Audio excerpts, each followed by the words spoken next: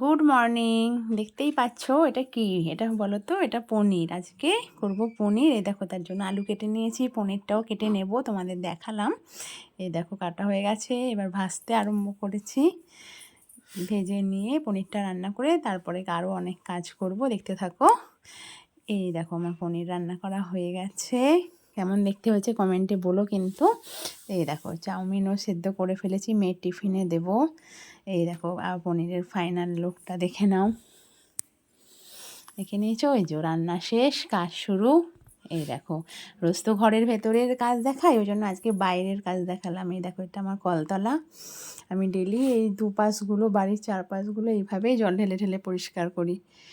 কি বলো তো বন্ধুরা, না হলে মশা মাছি হয়। এমনিতেই আমার একবার ডেঙ্গু হয়ে গেছে জানো তো, ওই কারণে চারিদিক দেখো ভালো করে পরিষ্কার করি, যতটা সম্ভব আমার পক্ষে করা ততটা। এই দেখো হয়ে গেছে, তারপরে হয়ে গেছে সন্ধ্যাবেলায় সব কাজ সেরে এই যে চা নিয়ে বসে গেছি। চা খেতে খেতে মেয়েকে পড়াবো, তার আগে চা খাওয়ার ভিডিওটাও বানিয়ে নিলাম। তারপরে আরও কাজ আছে, এই যে আটা মাখতে বসে গেছি।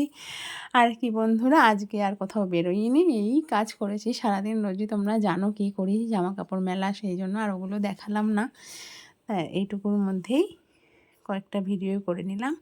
আবার আসবো কালকে, টাটা।